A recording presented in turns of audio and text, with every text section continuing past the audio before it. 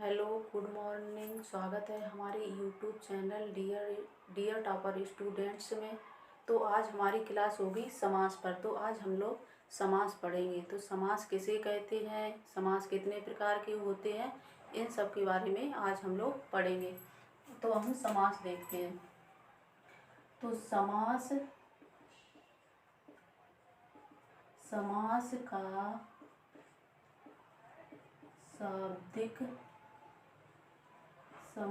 का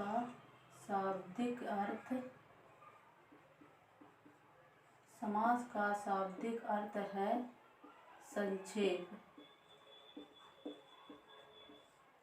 तो समास का शाब्दिक अर्थ है संक्षेप। तो इसकी हम परिभाषा देखते हैं। दो या दो से अधिक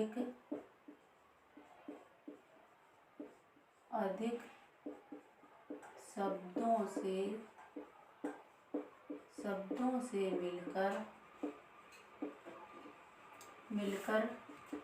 बने नए शब्द को समास कहते हैं।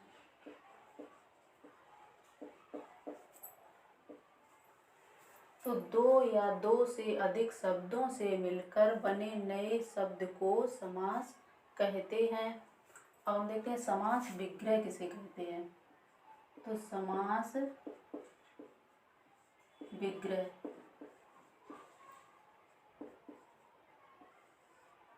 तो ये देखेंगे हम समास विग्रह किसे कहते हैं। तो समस्त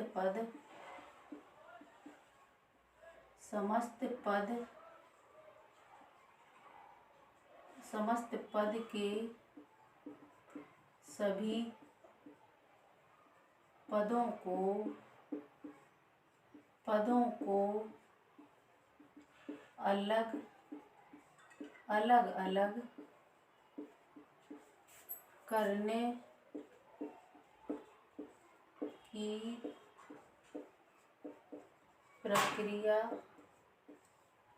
अलग अलग करने की प्रक्रिया समास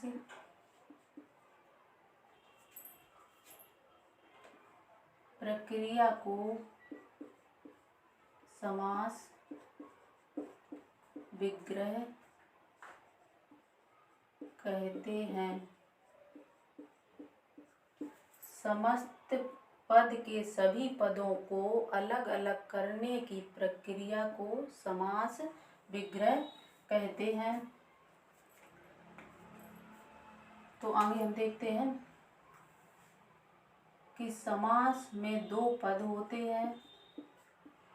समास में दो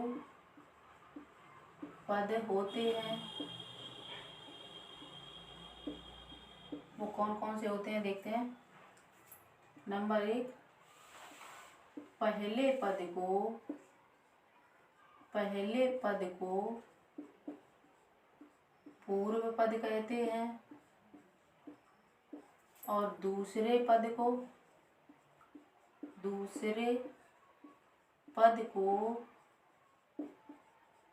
उत्तर पद कहते हैं। तो समास में दो पद होते हैं। पहले पद को पूर्व पद और दूसरे पद को उत्तर पद कहते हैं। अब एक उदाहरण लेके देखते हैं। जैसे नील कमल, तो ये हमारा समस्त पद है। तो इसमें देखेंगे दो पद कौन कौन से हैं। तो एक तो है नील और दूसरा है कमल। तो नील जो है हमारा ये पूर्व पद है और कमल ये उत्तर पद है। तो नील कमल में नील है ये पूर्व पद है और कमल उत्तर पद है। तो पद की प्रधानता के आधार पर हम समास के भेद देखेंगे। तो कि पद की प्रधानता के आधार पर समास कितने प्रकार के होते हैं, तो देखते हैं। पद की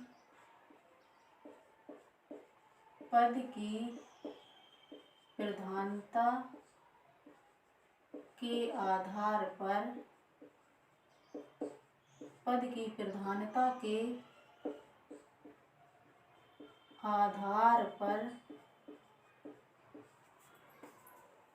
समास के भेद।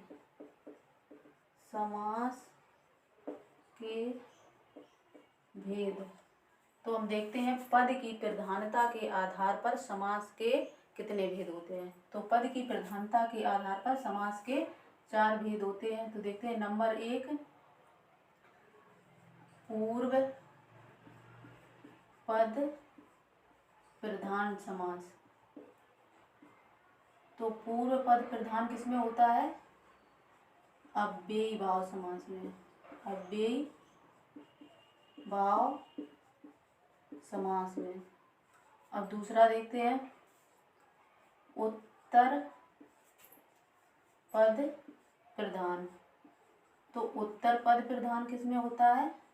तो ये हम आगे देखते हैं। तत्पुरुष समास।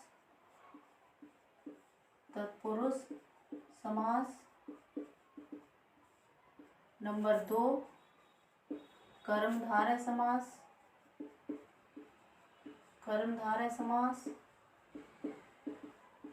और अगला द्विगु समास।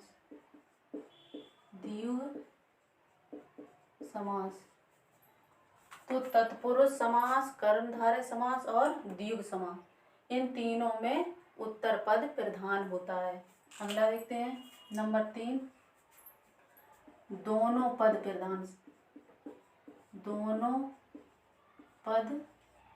प्रधान। तो दोनों पद प्रधान किसमें होते हैं? तो ये होते हैं द्वंद्व समास में। द्वंद्व समास। अब अगला देखते हैं। नंबर 4, दोनों पद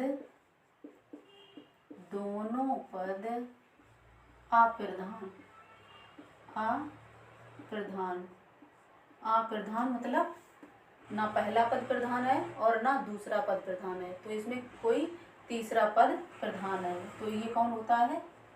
बहुव्रीहि समास। बहुव्रीहि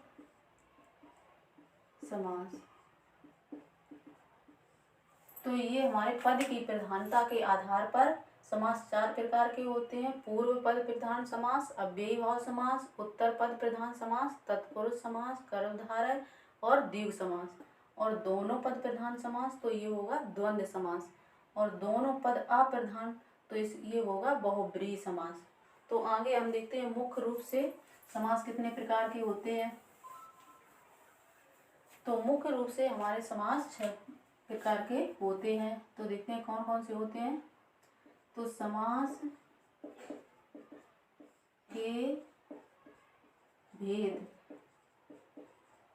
देखते हैं। नंबर 1, अव्ययी भाव समास।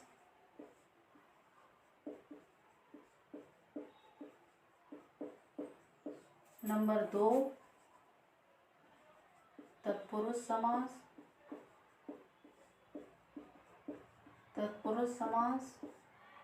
नंबर 3, कर्मधारय समास। और नंबर 4, द्विगु समास। नंबर 5, द्वंद्व समास।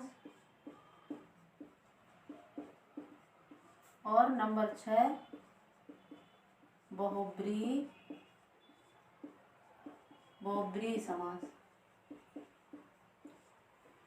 तो पहला है हमारा अव्ययी भाव समास, तत्पुरुष समास, कर्मधारय समास, द्विगु समास, द्वंद्व समास और बहुव्रीहि समास।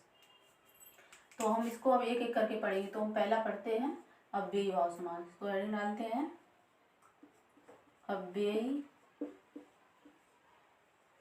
अव्ययी भाव समास। तो अब अव्ययी भाव समास किसे कहते हैं? तो जिस समास का पूर्व पद यानी पहला पद पूर्व पद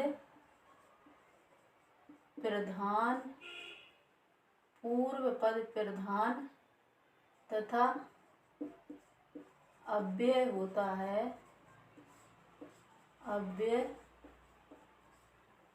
है उसे अव्ययी भाव समास कहते हैं।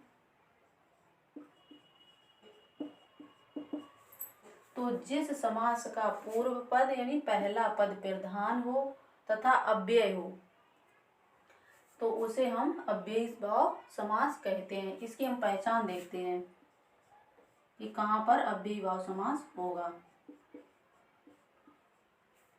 तो इसका पहला पद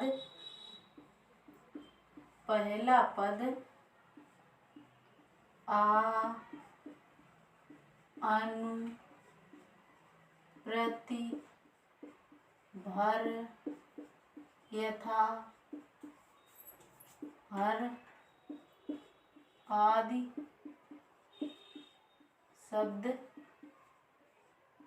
शब्द होता है। तो इसका पहला पद आ अनु प्रति भर यथा हर आदि शब्द हो सकते हैं। तो उदाहरण से हम देखते हैं, जैसे प्रतिदिन, तो इसका विग्रह होगा प्रत्येक दिन। तो यहाँ पर प्रति आ गया, यहाँ पर कहा था इसकी पहचान होगी प्रति, तो यहाँ पर भी प्रति है। इसी प्रकार आगे देखते हैं, यथा संभव, तो इसका विग्रह होगा जैसा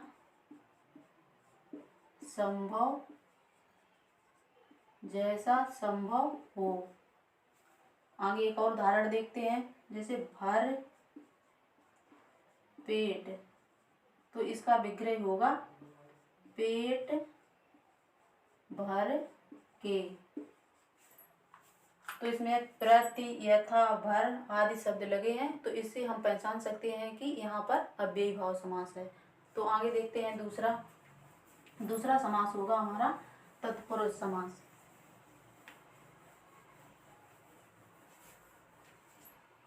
तो दूसरा देखते हैं तत्पुरुष समास।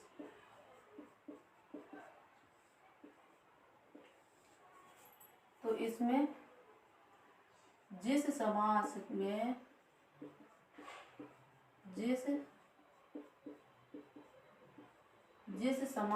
का दूसरा पद प्रधान हो तथा दोनों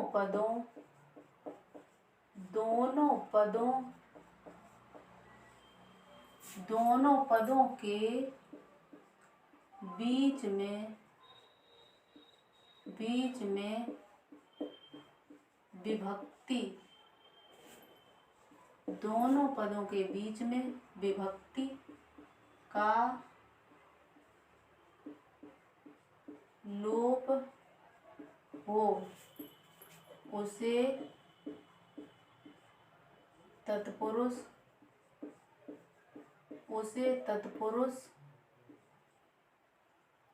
समास कहते हैं।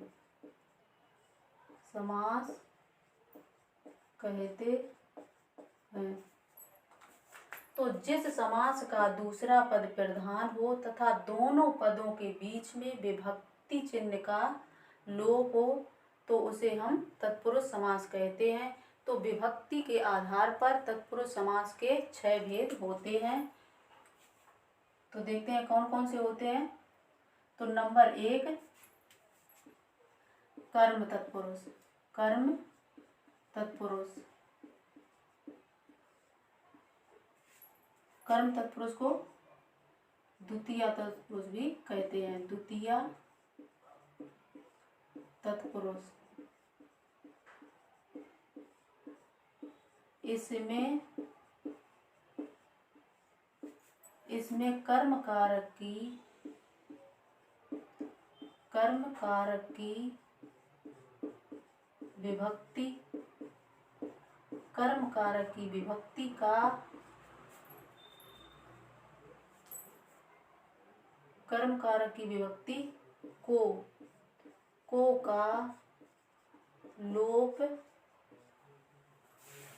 का लोप हो जाता है। अब इसके उदाहरण देखते हैं। जैसे गगन चुंबी, तो गगन चुंबी का विग्रह होगा गगन को चूमने वाला। तो यहाँ पर को विभक्ति का लोप हुआ था। दूसरा देखते हैं।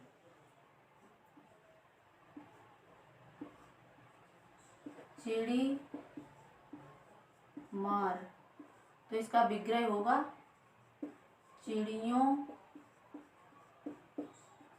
को मारने वाला। चिड़ी मार, तो चिड़ियों को मारने वाला। एक और देखते हैं। जेब कतरा, तो इसका विग्रह होगा जेब को कतरने वाला। तो इस प्रकार हमारे उदाहरण हुए गगन चुंबी, तो गगन चुंबी गगन को चूमने वाला, चिड़ी मार चिड़ियों को मारने वाला, जेब कतरा तो जेब को कतरने वाला। दूसरा देखते हैं। नंबर 2 करण तत्पुरुष। करण तत्पुरुष, इसे तृतीया तत्पुरुष भी कहते हैं। तृतीया तत्पुरुष, तो इसमें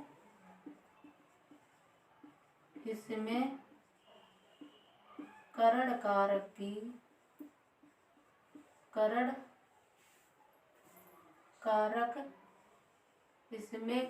कारक की विभक्ति से या के द्वारा का लोप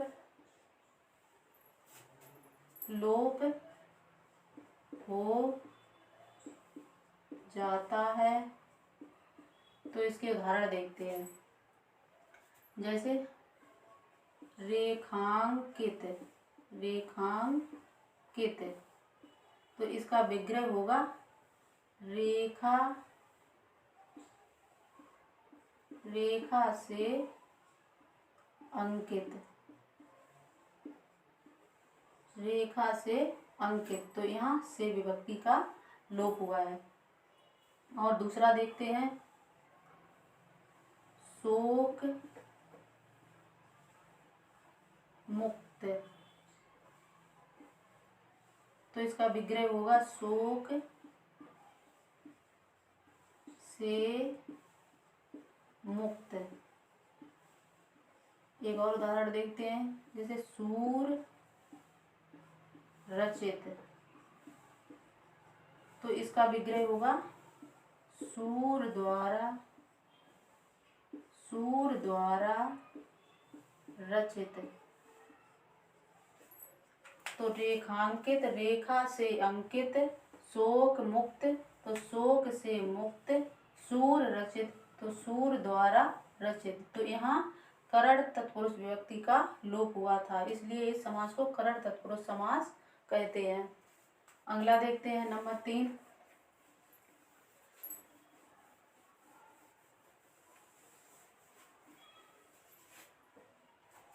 नंबर 3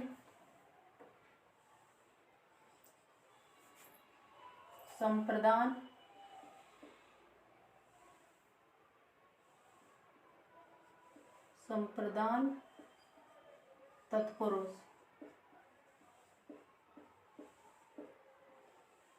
इसे चतुर्थी तत्पुरुष भी कहते हैं। तो चतुर्थी तत्पुरुष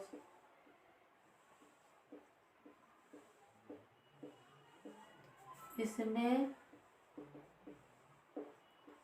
संप्रदान कारक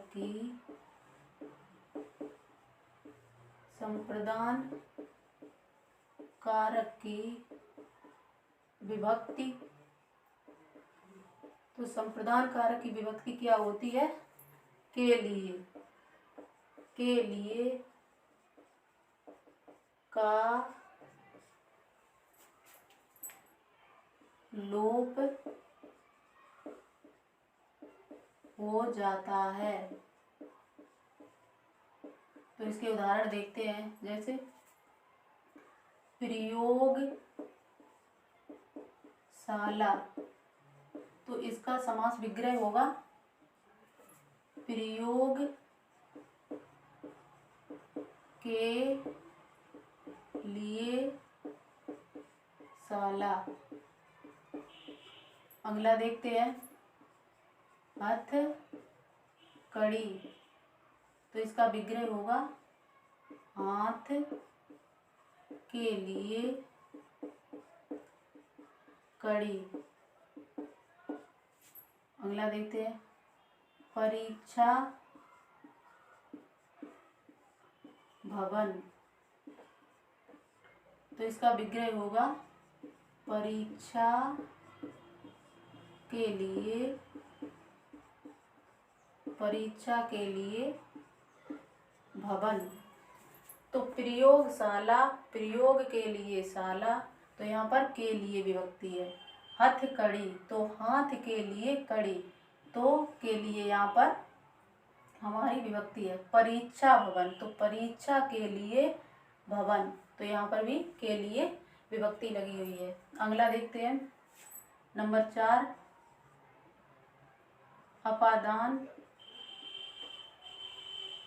अपादान तत्पुरुष। इसे हम पंचमी तत्पुरुष भी कहते हैं। पंचमी तत्पुरुष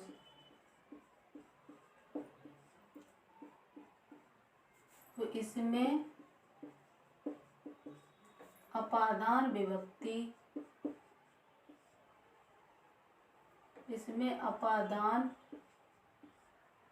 विभक्ति,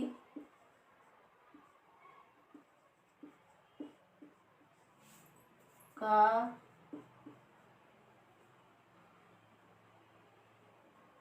अपादान विभक्ति से का लोप हो जाता है। से यहाँ पर अलग होने के अर्थ में प्रयोग हुआ है। तो देखते हैं इसके कुछ उदाहरण।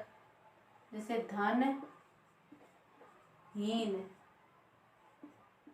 तो इसका विग्रह होगा धन से हीन। अगला देखते हैं देश निकाला, तो इसका विग्रह होगा देश से निकाला। एक और उदाहरण देख लेते हैं पाप मुक्त, तो इसका विग्रह होगा पाप से मुक्त। तो धनहीन, धन से हीन, देश निकाला, तो देश से निकाला। पाप मुक्त, तो पाप से मुक्त, यहाँ पर से विभक्ति लगी हुई है। अगला देखते हैं संबंध संबंध तत्पुरुष, इसे षष्ठी तत्पुरुष भी कहते हैं, षष्ठी तत्पुरुष। तो इसमें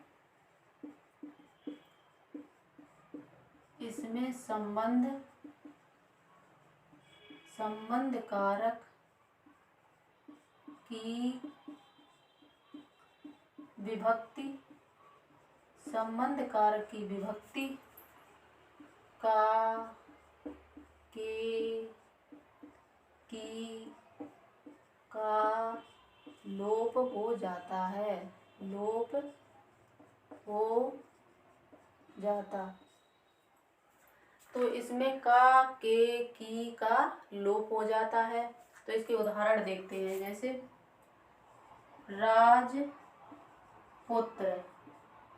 तो इसका विग्रह होगा राजा का पुत्र। तो यहाँ पर का विभक्ति का लोप था। अब अगला देखते हैं, पराधीन, तो इसका विग्रह होगा पर यानी दूसरे के, पर के अधीन। तो यहाँ पर के विभक्ति लगी हुई है। तो राजपुत्र, राजा का पुत्र, पराधीन तो पर के अधीन। एक और उदाहरण देखते हैं, जैसे देश रक्षा, तो इसका विग्रह होगा देश की रक्षा। तो यहाँ की विभक्ति का लोप था। अगला देखते हैं, नंबर 6,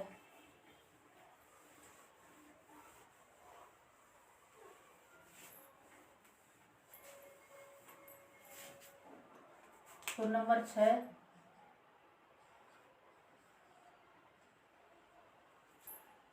अधिकरण, अधिकरण तत्पुरुष, अधिकरण तत्पुरुष, इसे सप्तमी तत्पुरुष भी कहते हैं, सप्तमी तत्पुरुष। इसमें